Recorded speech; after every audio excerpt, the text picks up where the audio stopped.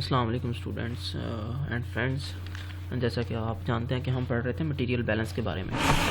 तो आज का लेक्चर भी हमारा मटेरियल बैलेंस के बारे में है। थोड़ी सी कॉम्प्लिकेटेड प्रॉब्लम को सॉल्व करेंगे हम। तो प्रॉब्लम की स्टेटमेंट से स्टार्ट करते हैं। तो प्रॉब्लम की स्टेटमेंट ये है कि एन एक्वस सॉल्यूशन, एक हमारे पास एक्वस सॉल्यूशन है ऑफ सोडियम हाइड्रोक्साइड। एक हमारे पास सोडियम हाइड्रोक्साइड का एक्वस सॉल्यूशन है जिसमें contains 20% NaOH, जिसमें 20% NaOH है बाय मास, जिसमें 20% NaOH है। It is desire to produce an 8% NaOH solution है, लेकिन हमारी जो कोशिश है कि वो हमने 8% NaOH सोल्यूशन प्रोड्यूस करना है बाय डाइल्यूशन, उसमें डाइल्यूट करके एक स्ट्रीम को, यानी कि इस चीज़ को हम समझेंगे अपनी डायग्राम के अंदर। उसमें हम डाइल्यूटिंग से 20% solution of stream of pure water. ये हमारी स्टेटमेंट थी।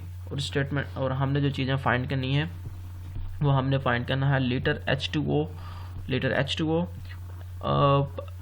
पर केजी फीड। ये के रेशो हमने फाइंड करनी है, KG product in solution divided by KG feed in solution. ये हमने ये रेशो फाइंड करनी है। तो सबसे हम पहले देखते हैं कि हम क्या करेंगे।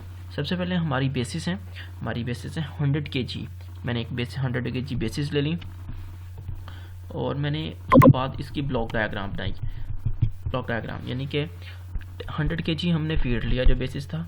जो हमारी फीड 1 है उसमें 20% हमारा NaOH है, हमारी स्टेटमेंट में बताया गया है, और उसमें 80% वो हमारा वाटर है।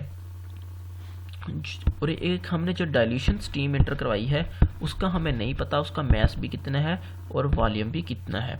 ठीक है, जो मैस जो फीड आ रही है वो हमने कैलकुलेट करनी है, प्रोडक्ट आ रही है वो कैलकुलेट करेंगे। और प्रोडक्ट में जो आ रहा है वो 8% NaOH है और 92% हमारे पास वाटर है। तो हमने जो चीज़ें फाइंड करनी है वो हम किस तरह से फाइंड करेंगे देखते हैं। सबसे पहले हम टोटल बैलेंस लगाते हैं। टोटल बैलेंस किस तरह लगेगा, M1 ये वाला और प्लस M1 ये वाला और ये वाला हमारा इनपुट है, इसको हम M1 बोलते हैं, यानी कि M1 plus 100 kg is equal M2। हमें इनपुट इज इक्वल आउटपुट, जो हमारी प्रोडक्ट आ रही है उसके बारे में हमें नहीं पता, वो हम फाइंड आउट करेंगे। सबसे पहले हम बैलेंस लगाते हैं, मटेरियल कंपोनेंट बैलेंस लगाते हैं, वाटर पे लगाते हैं। इस फीड में हमारे पास वाटर कितना है 80%, वो हमने लगाया, प्लस इधर हमारे पास कुछ भी नहीं है, उसको वैसे का वैसा लिख लिया, और इधर हमारे पास 92% है और M2 आ रहा है, वैसे का वैसा लिख दिया। Input is equal output. तो यहाँ पे देखो ये चीज़ हमने इधर छोड़ दी। अब हम देखो, अब हम लगाएंगे NaOH पे बैलेंस। जब NaOH पे बैलेंस लगाया तो उधर 20 kg आ रहा था, 20% आ रहा था। यहाँ पे हमारा NaOH 20% था, हमने इधर 20% लगाया और इधर लगा के इधर हमारे पास नथिंग कोई भी चीज़ नहीं थी NaOH की, ये डाइल्यूशन करवा रहे हैं हम। और इधर जो M2 आ रहा है उसमें हमारे पास 8% NaOH है। उसका लगाने के बाद हमने देखा कि हमारे पास जो M2 है फीड आ रही है, फीड में जो प्रोडक्ट आ रही है इधर, उसका जो मैस फ्लो रेट है वो 250 kg है, kg पर आवर आएगा यहाँ पे 250 kg, यानी कि फीड में जो प्रोडक्ट आ रही है वो 250 kg है। अच्छा, अब M2 जो आ गया वो फिर 250 kg। अब टोटल मैस बैलेंस लगा रहे हैं हम। अब टोटल मैस बैलेंस लगाओ। अब टोटल मैस बैलेंस लगा के इधर लगाया टोटल मैस बैलेंस, यानी कि 100 kg, इधर लगाओ 100 kg, ये वाला 100 kg plus M1 is equal M2। अब हमने M2 फाइंड कर लिया। M2 की वैल्यू फाइंड करने के बाद हमने इधर पुट की। M2 की वैल्यू हमने फाइंड करने के बाद जब इधर M1 में पुट की है तो हमारे पास M1 की भी वैल्यू आ जाएगी। अब मैंने एक चीज़ आग के ऊपर छोड़ दी है, वो ये है कि इधर हमने M1 फाइंड कर लिया है। अगर इधर से भी आप M2 फाइंड करना चाहोगे तो आप लोग कर सकते हो। ठीक है, अब हम M1 फाइंड करके देख लिया। अब आप इधर इस इक्वेशन में पुट करके चेक करना कि M2 की वैल्यू क्या आती है।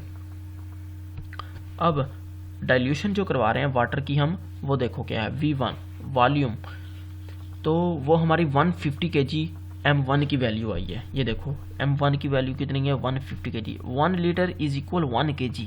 तो हमारे पास जो वॉल्यूम था V1 का वो कितना आया 150 लीटर्स, क्योंकि जितना हमारे पास मैस फ्लो रेट स्ट्रीम 1 में है उतना ही हमारे पास उसका वॉल्यूम आएगा।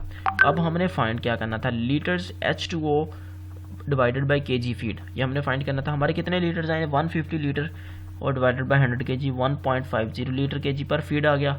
अब kg product divided by kg feed करना है तो 250 kg प्रोडक्ट डिवाइडेड बाई 100 और 250 kg पर आ गया। यही था हमारा आज का एक छोटा सा लेक्चर, छोटा सा सेशन जिसमें मैंने आपको बताया कि थोड़ा सा जिसमें एक स्ट्रीम में एक पाइपलाइन में दो तरह की स्ट्रीम इन हो रही हो, तीसरी आ रही हो, तो उस पर किस तरह मटेरियल बैलेंस लगाते हैं। ये इनपुट इज इक्वल आउटपुट, ये हमारा बैच प्रोसेस होता है और यहाँ पे हमारा लेक्चर एंड होता है। अगर किसी का भाई का कोई भी क्वेश्चन हो तो वो मुझे नीचे कमेंट कर सकता है। थैंक यू सो मच, अल्लाह हाफिज़।